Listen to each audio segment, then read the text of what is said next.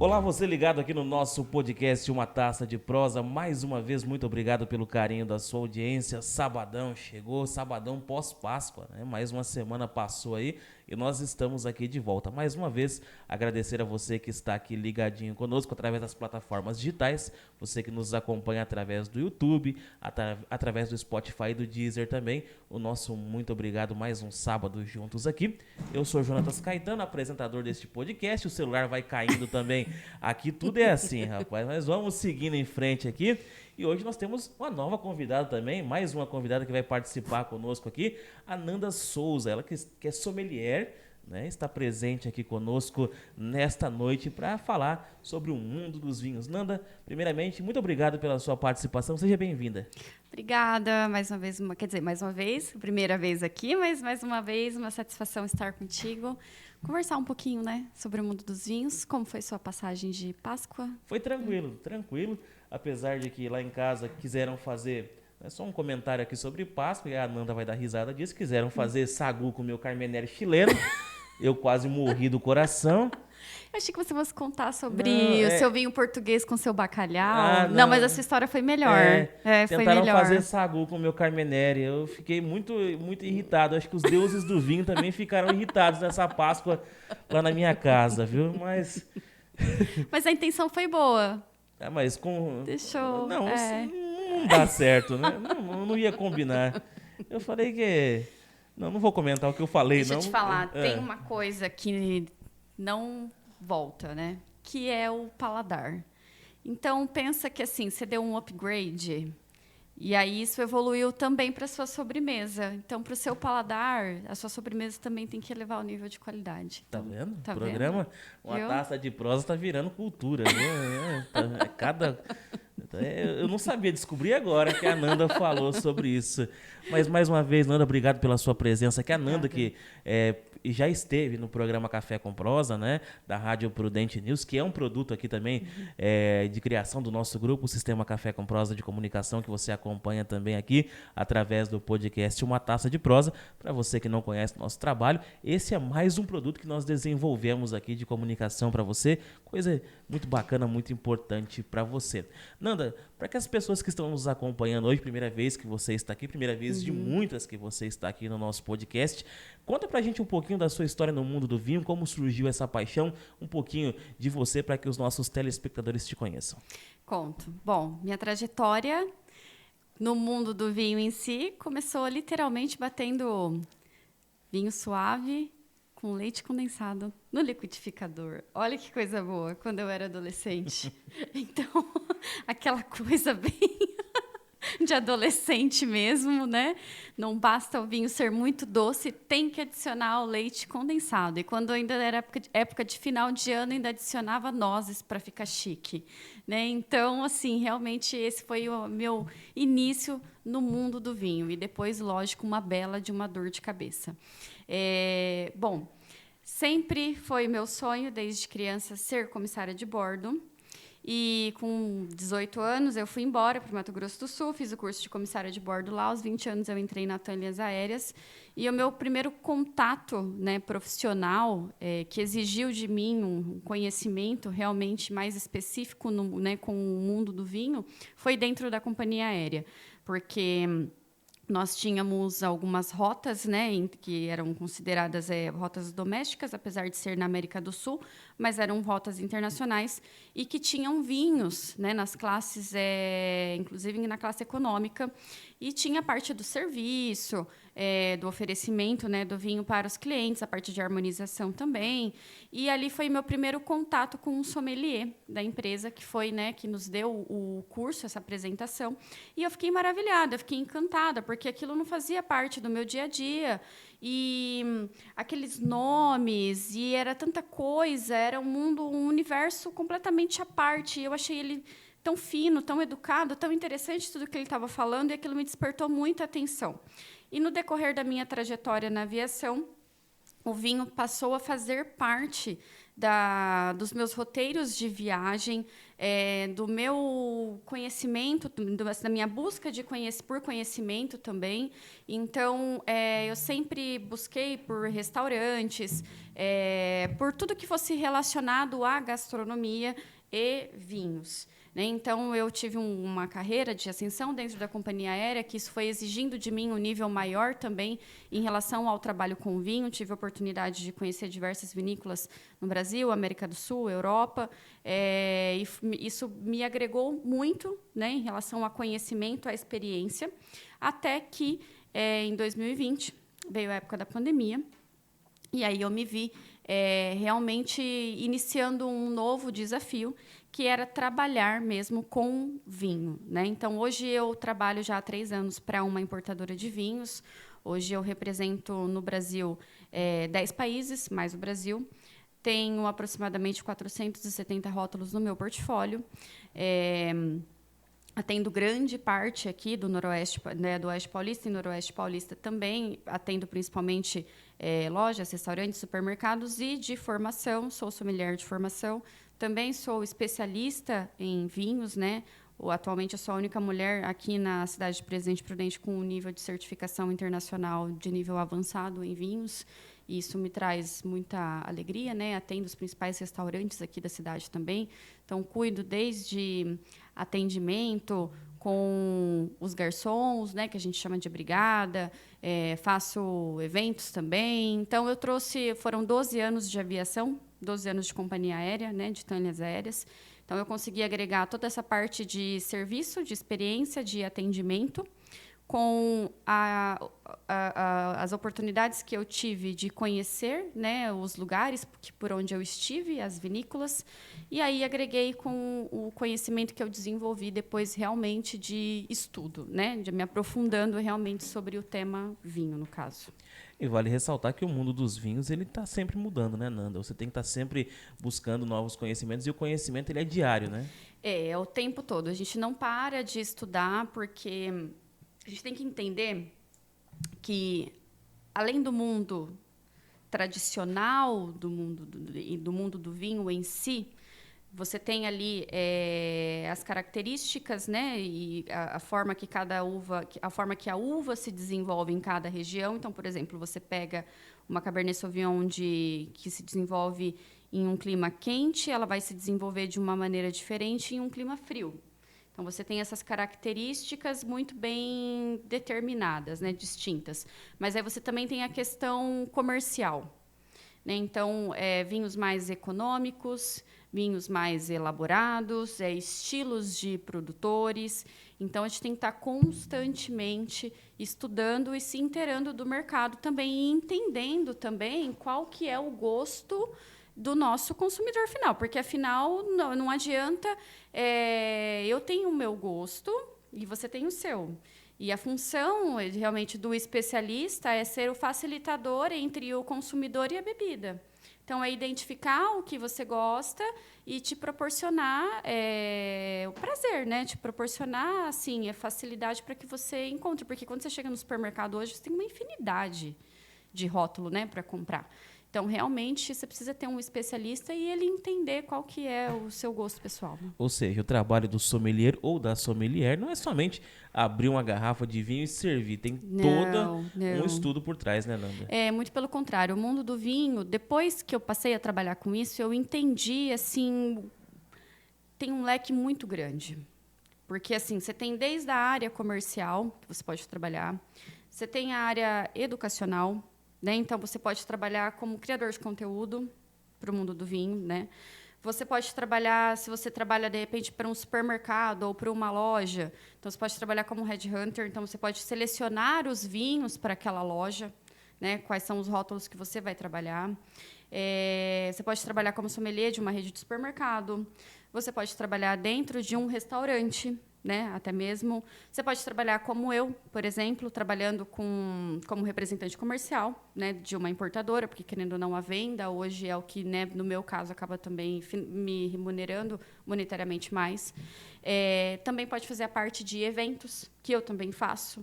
né? Então, assim, eventos voltados para o mundo do vinho, de harmonização, jantar harmonizado, degustação. Então, assim, tem um leque de coisas que você pode fazer e trabalhar dentro hoje da importação, digamos que seria o que te coloca hoje, te abre muito as portas, né?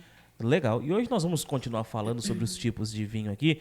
Nós já falamos sobre Malbec, nós já falamos sobre Cabernet Sauvignon, nós já falamos sobre inúmeros tipos de uvas aqui. E hoje nós vamos falar sobre mais um novo tipo de uva, que é a Sauvignon Blanc, né? Que Isso. o nome é parecido com a Cabernet Sauvignon. Mas é Sim. só o nome parecido, Nanda? Ou tem alguma coisa a ver? Não, nós temos uma semelhança. Na verdade, a Sauvignon Blanc e a Cabernet Franc, elas dão origem à Cabernet Sauvignon. São duas uvas francesas, né, que deram origem também à Cabernet Sauvignon, que também é uma uva francesa, mas são essas duas uvas que compõem. Tanto que você pega Sauvignon Blanc e Cabernet Franc, você tem os primeiros nomes aí das duas uvas que compõem a formação do nome da Cabernet Sauvignon. Quais são as principais características dessa uva, Nanda? Da Sauvignon Blanc? Sem dúvida, a característica dessa uva, primeiro que ela se trata de uma uva branca, né? Então Não é igual. Não é uma uva tinta. Não é uma uva tinta igual a Cabernet Sauvignon. Não é uma uva tinta. É importante a gente falar sobre isso, né? Então, nós temos a Cabernet Sauvignon Blanc, que ela é uma uva branca, e a Cabernet Franc, que é uma uva tinta. Ambas ali da região de Bordeaux, na França. E a Cabernet Sauvignon, ela é uma uva tinta, tá? Então, nós temos essas duas uvas que deram origem à Cabernet Sauvignon. Ponto. Falando da Sauvignon Blanc em especial, uma característica realmente muito presente desta uva é uma característica, a predominância de ser uma uva mais aromática. Nós temos duas uvas brancas muito conhecidas, né, que é a Chardonnay e a Sauvignon Blanc. A Chardonnay ela já é uma uva que tem um pouco mais de estrutura, um pouco mais de corpo. E falando em relação à Sauvignon Blanc, ela é uma uva que ela tem por característica ser uma uva mais aromática. Existe uma palavra no mundo do vinho chamada depende.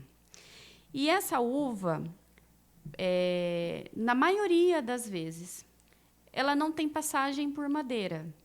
Mas eu não posso falar que 100% das vezes. Depende do produtor. Tem produtor... Não é unânime. Não é unânime, tá? Mas justamente por ela ser uma uva mais aromática, a ideia é que ela não tenha justamente passagem por madeira, principalmente madeira nova, para que não tenha interferência nos seus aromas. Então, ela é uma uva que ela se desenvolve melhor em climas frescos, né? Então, uma região de clima fresco, ela vai se desenvolver melhor. Então, uma região de clima de clima quente, ela já não vai ter ela vai amadurecer muito rápido, e quando ela amadurece muito rápido, ela acaba perdendo a acidez dela, né, esse frescor, essa vivacidade dela, e a Sauvignon Blanc, uma característica dela é realmente esse frescor, né, essa acidez dela costuma ser mais alta. Então, ela tem aromas herbáceos, aromas de gramínea também. Você sabe que ela tem uma nota aromática que a gente fala no mundo do vinho. Não são todas as regiões que a gente identifica, mas a gente fala que a Sauvignon Blanc ela também tem aroma de xixi de gato. Para quem tem gato em casa, né? Dá para comprar uma garrafa de Sauvignon Blanc e perceber se tem. Mas, assim, são as duas uvas brancas mais conhecidas, né? A Chardonnay e a Sauvignon Blanc. E a diferença, realmente, em relação às duas, é que a Sauvignon Blanc, ela tem essa nota, essa característica realmente mais aromática, né? Mais herbáceo, de notas de aspargo, é uma nota mais vegetal também. É menos cítrica. Mais cítrica. Mais cítrica, na verdade. Isso. E ela tem essa nota e essa questão também dessa acidez mais vibrante. Ela harmoniza perfeitamente com pratos mais leves, pratos mais ácidos também. E você sabe que a questão da acidez com acidez, por exemplo, você pega um vinho mais ácido e você coloca com um prato, por exemplo, como um ceviche, que ele tem essa questão do limão mais marcado, né, que é um prato tão mais ácido, ele deixa a comida interfere diretamente no sabor do vinho. Então, essa acidez do vinho, automaticamente, ele ele dá a sensação na boca de ser um pouco mais doce. Então, é muito engraçado quando a gente faz o teste da acidez de uma comida mais ácida e um vinho mais ácido. O vinho ele perde completamente essa acidez vibrante e fica um vinho mais, como se ficasse um pouquinho mais suave, sabe? É bem legal. Então, fica muito bem com pratos mais leves. Nanda, você falou que esse vinho, ele é um vinho de regiões um pouco mais frescas, né? A uva. É, a uva, né? Sim. É de uma região um pouco mais fresca. Nós temos o Brasil aqui, né? Como diz a velha canção, um país tropical abençoado pelo chefe, né? E bonito por natureza. Sim. Como que é a produção da Sauvignon Blanc aqui no Brasil? Existe essa produção ou ela é mais concentrada em países mais frios da América Latina? Bom, vamos lá. Quando nós não temos uma região muito fria, a gente precisa ter altitude. E aí o nosso amadurecimento, quando nós temos altitude, não vai ser nem exatamente tanto por exposição solar, vai ser por período de amadurecimento. Então, assim, a uva vai ficar por mais tempo amadurecendo. Então, assim, no Rio Grande do Sul, na verdade, a gente tem uma grande produção de uva branca mais voltada para o Riesling itálico, que também é uma uva mais aromática, é uma característica. Mas nós temos também a produção de Sauvignon Blanc. Mas aonde ela tem o maior destaque, normalmente é onde a gente tem realmente onde a gente tem uma altitude mais elevada. Quando a gente fala de vinhos de altitude, né? Então, em relação ao nível do mar. Então, você tem uma região mais montanhosa, normalmente. Ali você tem vinhedos, aonde você vai ter, que quanto mais alto você está subindo, você sobe, você tem uma diminuição de temperatura, né? Então, você vai ter, consequentemente, uma temperatura mais amena, mais fresca. Então, é onde a Sauvignon Blanc ela se adapta melhor. Por exemplo, em Presidente Prudente não daria para plantar Sauvignon Blanc. É um pouco complicado. Porque nós estamos, se eu não me falha a memória, a 438 metros acima do nível do mar. Então não dá. Mas lá na Bolívia dá para plantar, porque na altitude lá de La Paz... Já né? fica mais... a gente fala que nós temos o paralelo ideal para a produção de vinho é de 30 a 50 em relação à linha do Equador, né? Então, você tem aqui a linha do Equador nível 0, então você coloca paralelo 30 a 50 para cima e para baixo, né? Aqui a gente está no paralelo 21. Então, assim, falta um pouco para a gente chegar. É uma margem de erro, né? Falta um pouquinho. Mas o que nos favorece para a produção de uva que precisa de clima quente.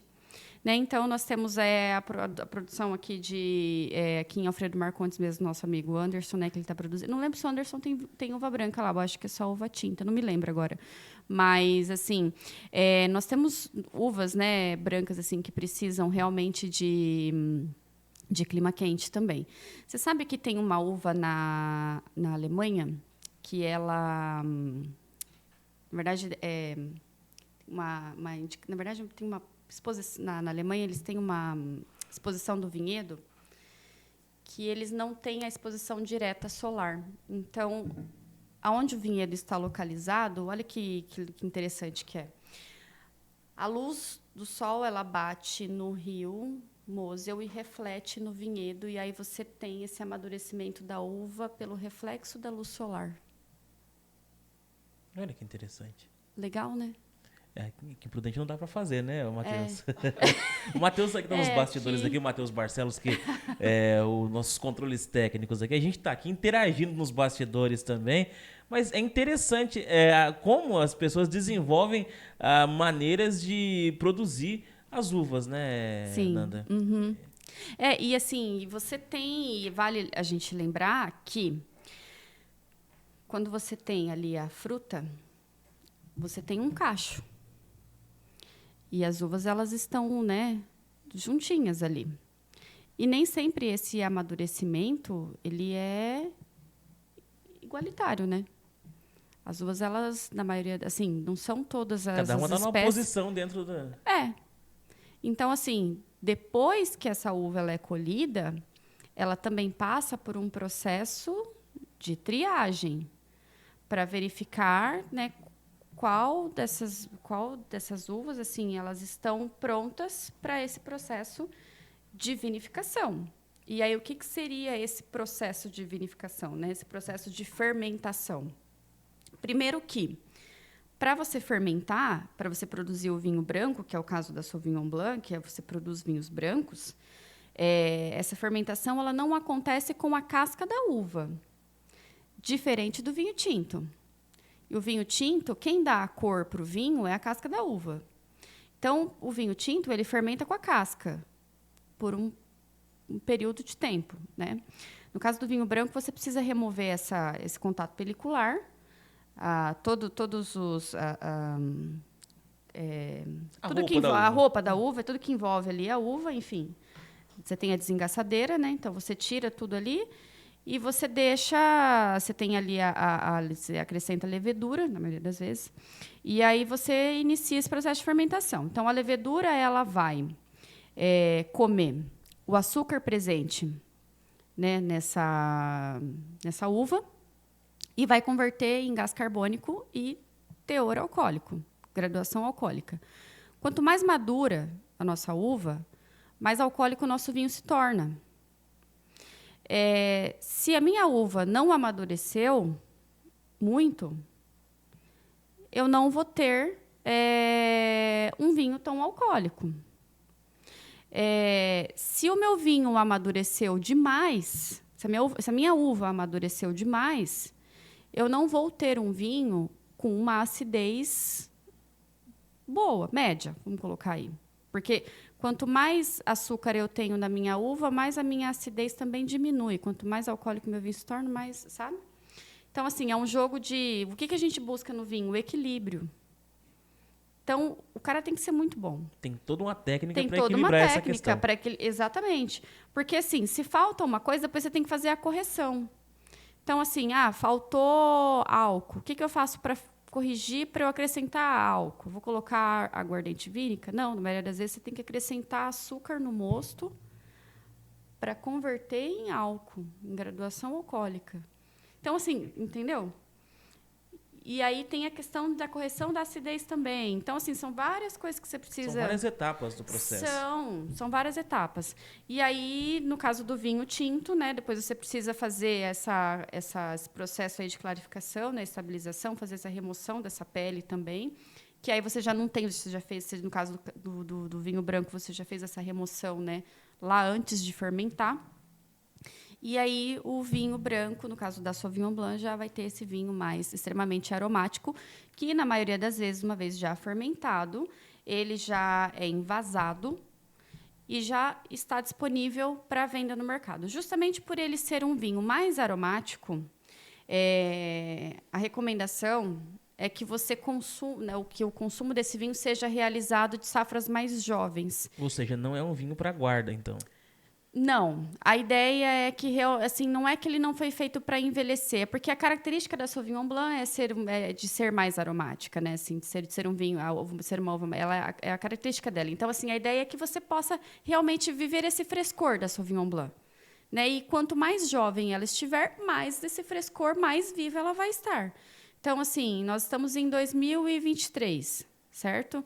O ideal, assim, né, está com uma safra agora enfim, a gente está no início do ano, mas de 2022, uma safra recente, 2021, né? Então, assim, quanto mais jovem, a nossa recomendação para Sauvignon Blanc.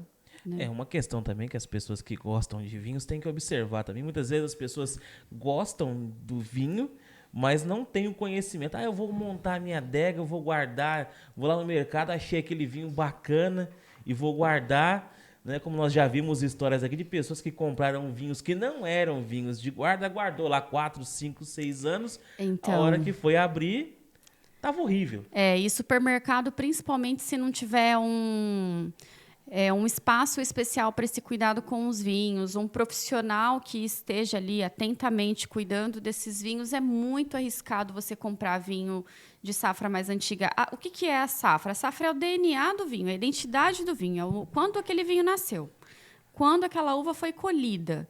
Né? Então, e assim, o que é muito importante, que as pessoas precisam entender, principalmente em relação ao vinho, não é que só aquele vinho também não tem potencial de envelhecimento. Às vezes, o vinho tem potencial de envelhecimento. O problema é que você não sabe como aquele vinho foi armazenado durante todo aquele tempo. Então, assim, um vinho, por exemplo, que é de 2012, mas ele é um vinho de guarda. Mas se ele é um vinho que não foi bem armazenado, às vezes, assim, eu comprei aquele vinho, deixei ele lá dentro da minha geladeira. Eu deixei na porta. Imagina, eu desde 2012. Abrindo e fechando a porta da geladeira. Oscilação de temperatura o tempo todo, né? Abre e fecha, abre e fecha, abre e fecha. Você acha que esse vinho vai chegar em 2023, ele vai estar como? Horrível. Então, assim, horrível. Então, não é nem que o vinho tinha potencial de envelhecimento, mas a questão do armazenamento, porque, assim, o vinho, ele é vivo. O viticultor não é o culpado, né? Não. O viticultor fez um vinho aí. Não, você que não soube guardar o vinho. Você que não soube armazenar seu vinho, exatamente. Então, o pessoal, né, tem que tomar cuidado em relação à compra de vinho mesmo, assim, principalmente exposição à temperatura, exposição de luz. Por que normalmente vinho branco, a garrafa, ela é clara? Essa é uma boa pergunta. Então, porque assim, o tanino, ele também é um conservante natural do vinho, né? Só que a gente tem o tanino ele está presente na casca e na semente da uva, certo?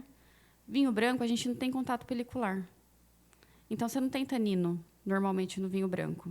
É baixíssimo o tanino de vinho branco. Vamos voltar aqui, Nanda, pra gente explicar. Você tem o tinto. Pra gente explicar mais uma vez, como nós já falamos, mas para você que não acompanhou os programas anteriores, você pode voltar aqui lá no primeiro, no segundo, no terceiro programa, nós falamos também sobre os taninos. Mas nós vamos explicar novamente, aproveitar que a Nanda está aqui, e explicar o que são os taninos mais uma vez, Nanda, para quem não conhece o que são taninos, né? Não é uma banda de rock, né? Não.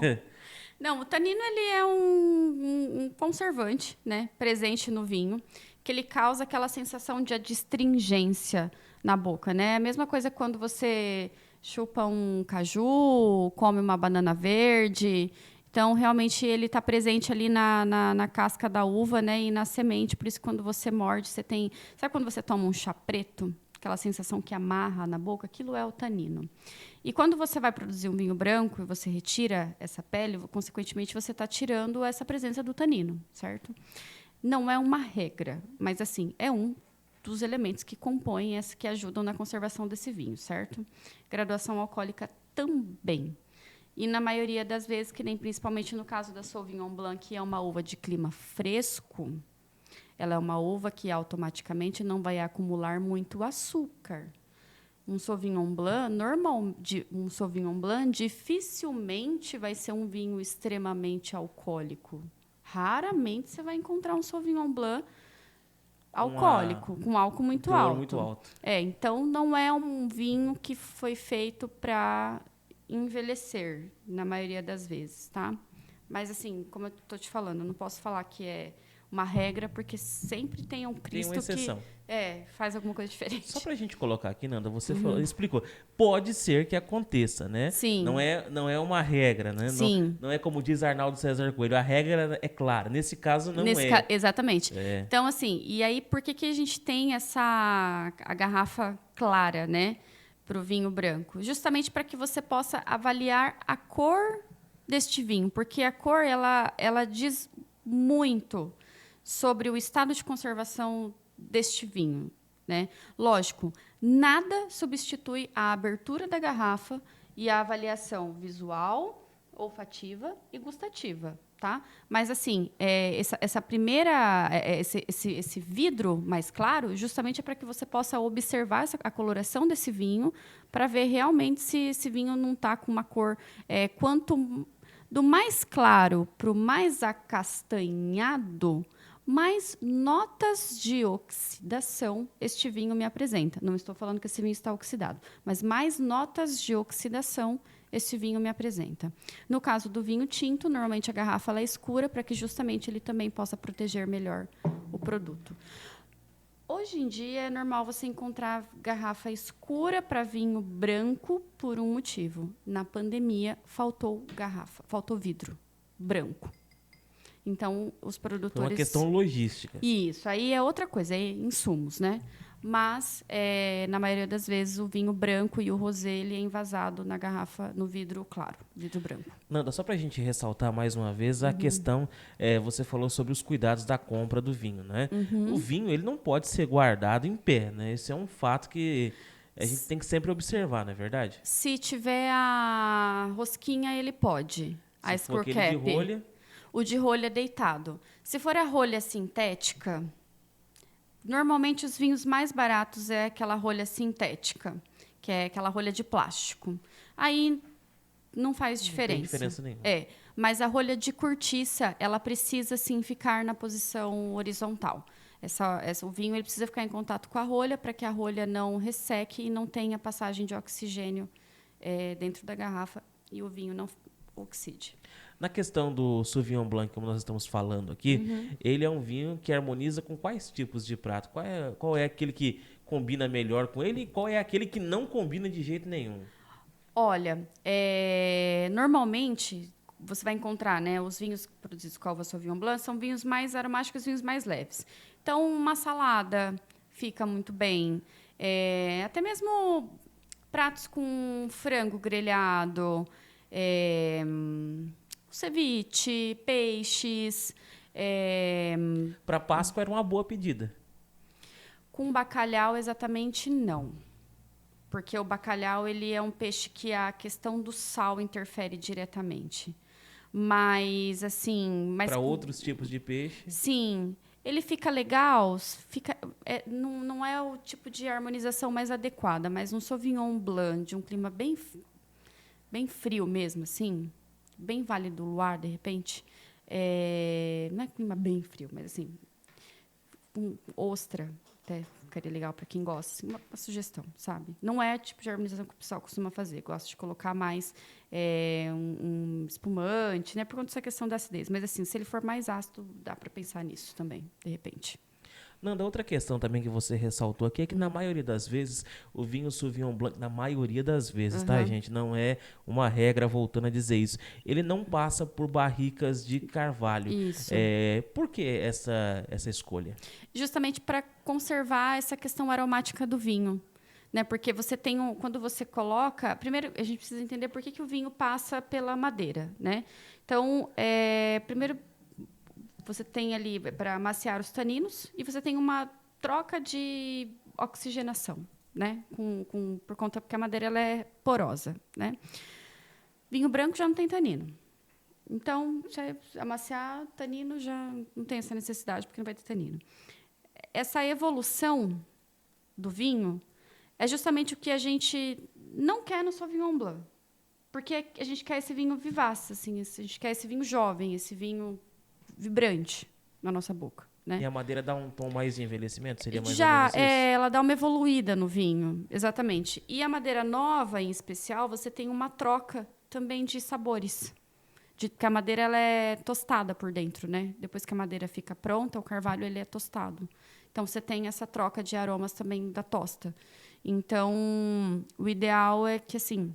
Porque o Sauvignon Blanc não tem essa passagem para não mascarar nessas características da Sauvignon Blanc mesmo. Tá vendo? É cultura. Eu não sabia desse detalhe que a Nanda está explicando aqui. Nanda, a gente traz sempre aqui no nosso programa uma dica de harmonização. Hoje, sabadão, o pessoal está em casa, ninguém está querendo, às vezes, cozinhar algo com muito trabalho. Então, a gente pede sempre os nossos especialistas trazerem uma dica de harmonização fácil com o vinho que nós estamos apresentando.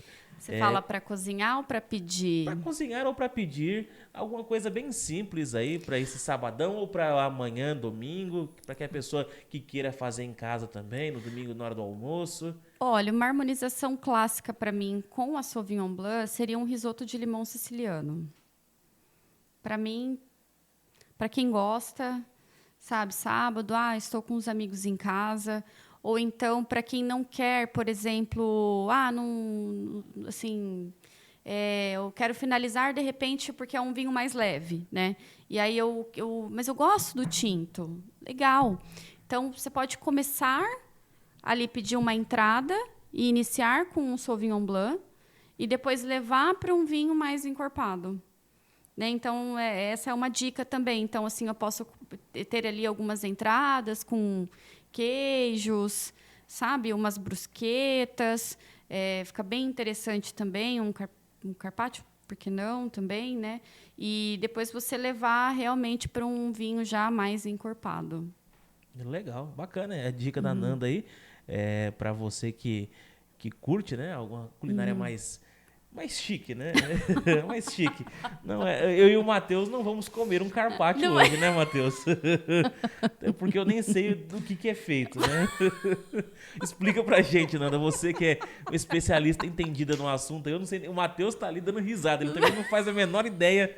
Né, conta aqui pra gente, você que eu acompanho a Nanda nas um redes sociais, embutido. eu acompanho a Nanda nas redes sociais e ela posta os trabalhos que ela realiza, depois nós vamos falar sobre isso também, e é muito bacana os pratos, as harmonizações que a Nanda apresenta também, mas eu, né, eu vou ser bem sincero com vocês, Diga. eu sou jornalista, né, a Nanda é sommelier, não tem nada a ver uma coisa com a outra, a entendida do assunto é ela, então fica à vontade, Nanda, explicar como que funciona aí, da onde veio o carpaccio, como é que é feito ele? Não, você tem os embutidos, né? Então,